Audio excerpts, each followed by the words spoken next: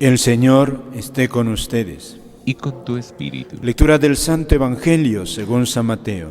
Gloria a ti, Señor.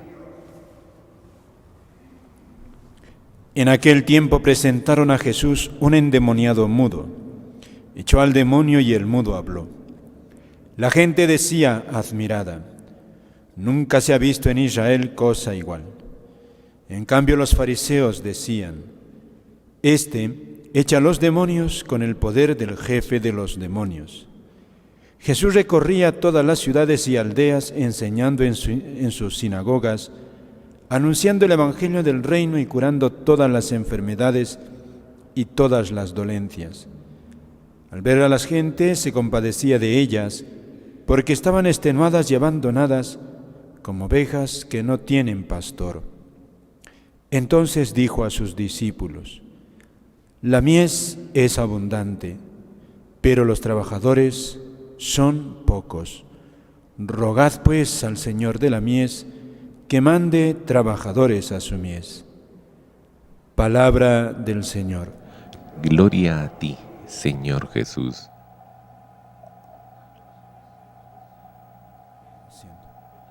Amados hermanos, en nuestro Señor Jesucristo y María Santísima, nuestra Madre. Una de las palabras más consoladoras que Jesús ha dicho sobre su pueblo está recogida aquí en el Evangelio de San Mateo. Al ver a las gentes se compadecía de ellas, porque estaban extenuadas y abandonadas, como ovejas que no tienen pastor. Esta mirada de Jesús sobre el pueblo, la mirada compasiva, una mirada tierna de un padre con corazón de madre sobre sus hijos que los ve pequeños y se conmueve, se compadecía de ellos.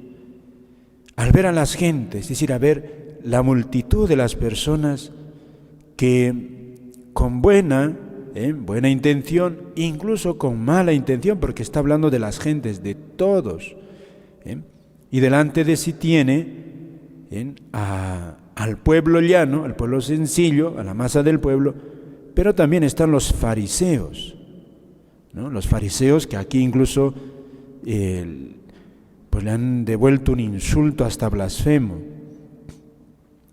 Y Jesús, fíjense, ve a todos con una mirada de misericordia. Y entonces Jesús, viendo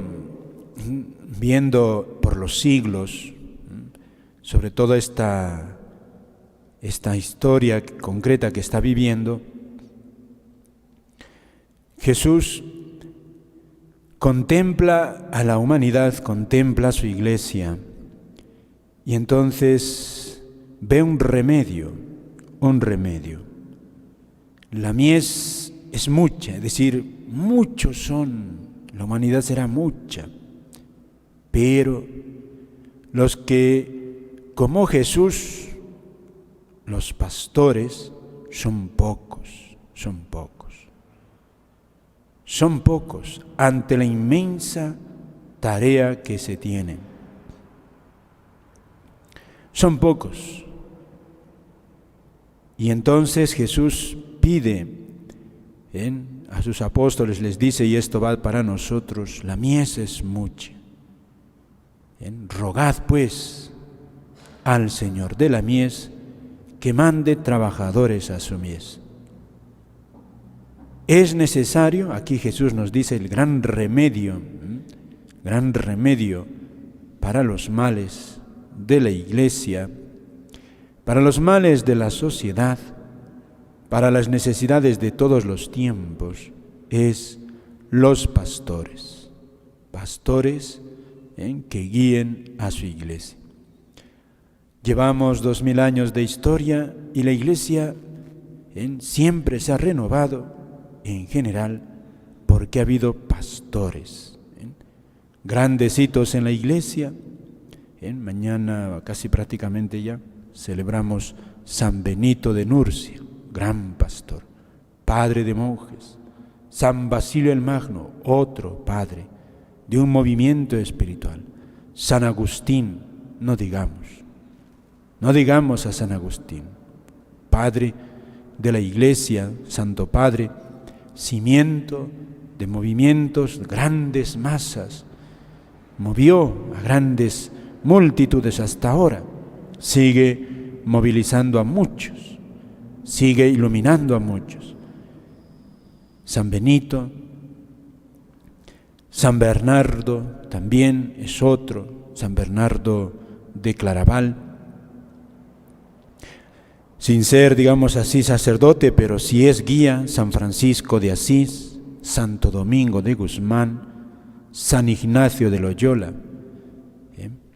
Ahí están, digamos, hasta también San Juan Bosco, San Maximiliano María Kolbe. Son hitos en la historia que nosotros no podemos acallar. Ahí está, ese es el modo de operar normal de la gracia. Por uno, Dios salva a multitudes. ¿Por qué es así? Bueno, no nos toca a nosotros reflexionar. La masa del pueblo, siempre somos masa, no hay otra. Hace falta, sí, pastores iluminados por el Espíritu Santo que sepan guiar, ¿no? Que sepan guiar. Por eso nos toca a nosotros, que somos el pueblo, pedir que suscite estos pastores. Por otra parte, en este guiar al pueblo de Dios, precisamente aquí aparece este misterio nuevamente. Jesús cura a un endemoniado y los fariseos lo acusan. Tú echas a los demonios con el poder del jefe de los demonios. Aquí, queridos hermanos, en esta acusación que hacen a Jesús, está encerrado este misterio, ¿no? El misterio del corazón del hombre. En el aspecto espiritual, este endemoniado mudo es como también un icono, un símbolo de lo que pasa en los mismos fariseos. Si este muchacho, o quien sea, tenía un demonio que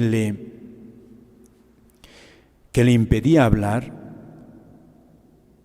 dicen los autores espirituales que así, de manera semejante, estos fariseos tienen otro demonio que les impide escuchar.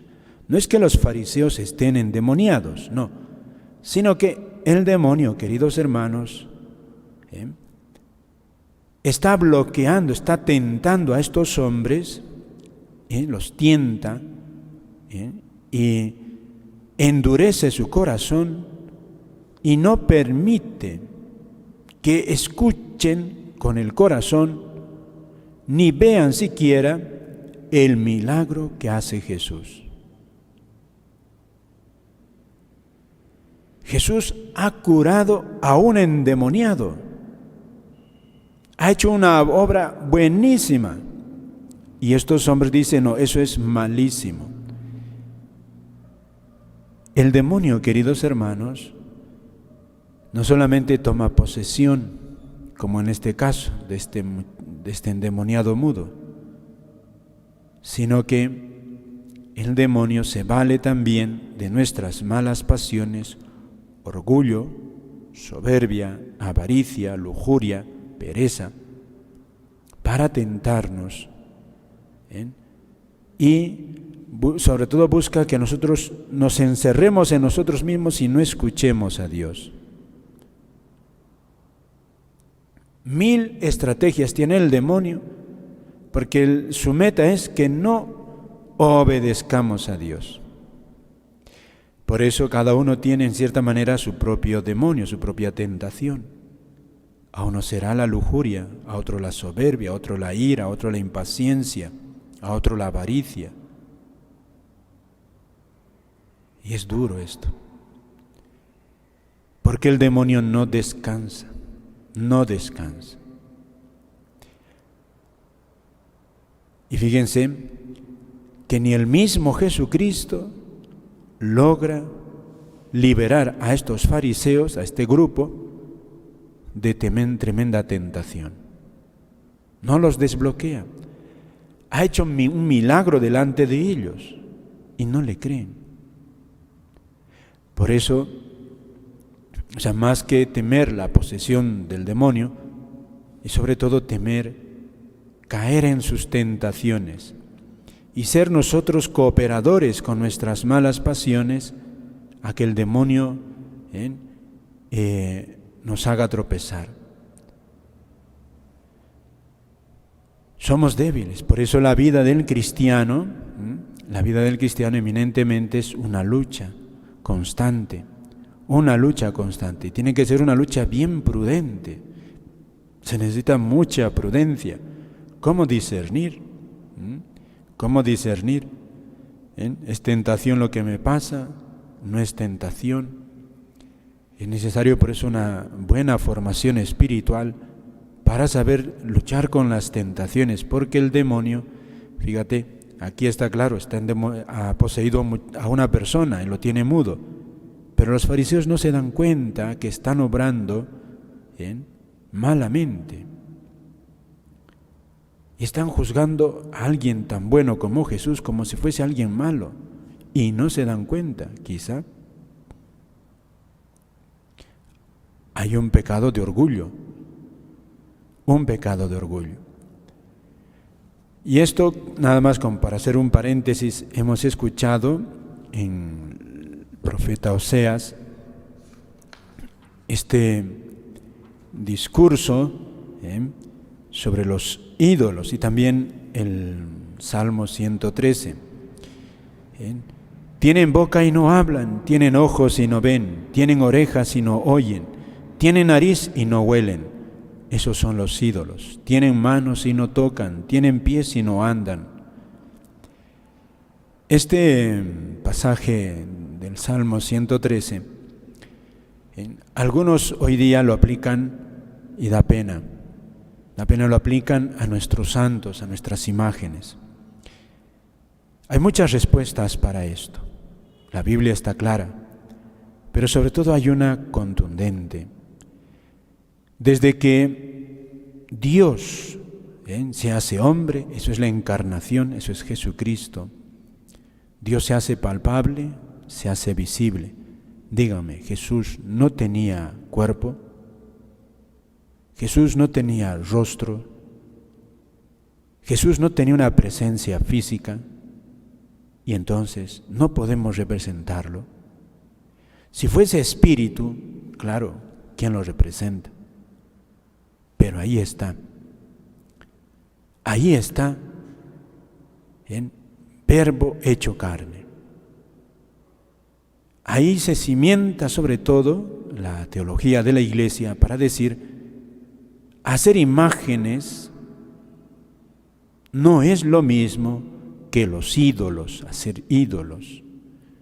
Nosotros la imagen de nuestro Señor lo tenemos no en sí misma, por sí misma en cuanto a representación, en cuanto a materia, sino en cuanto nos refleja a alguien.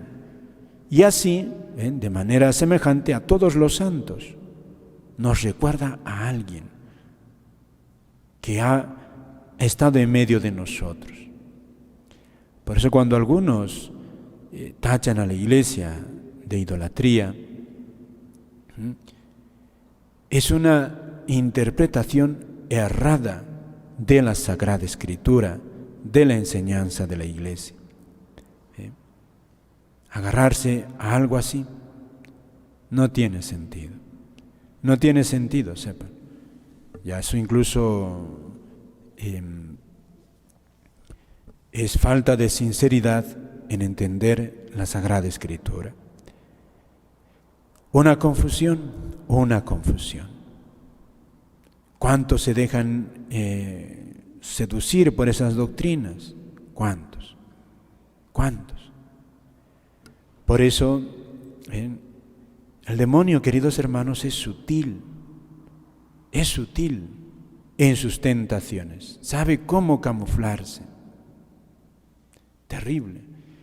Esta acusación, echa a los demonios con el poder del jefe de los demonios, es terrible.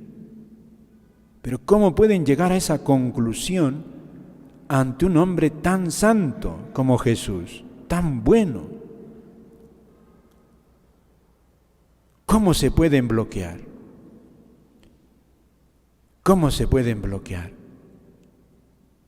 Se necesita, como les dije, por eso hay que formarse bien en la fe. Es un gran requisito, porque si no, podemos nosotros cerrar. ¿Cuántos, por no conocer bien su fe, viene cualquiera que te toca la puerta y entonces, porque te ha dicho un par de versículos, caes? Es ignorancia, eso es ignorancia básica, ignorancia. Ignorar es porque no conoce. ¿Y por qué otros enseñan eso? ¿Por qué?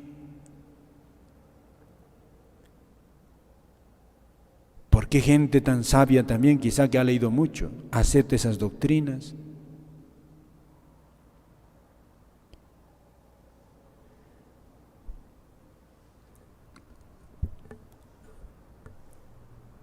Formación. Y por otra parte, aquí también, queridos hermanos, en esta imagen tan hermosa, Jesús ve a su pueblo como ovejas abandonadas.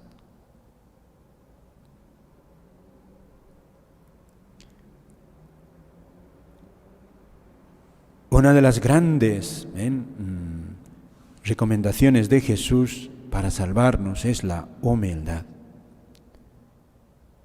¿Cuántos se equivocan pero con buena voluntad?